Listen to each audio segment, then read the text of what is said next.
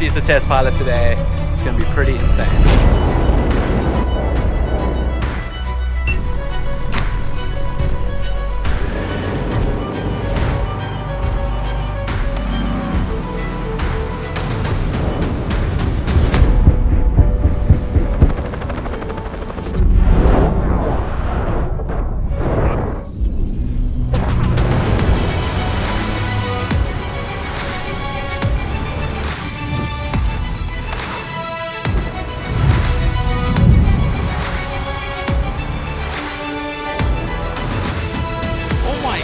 It goes so fast.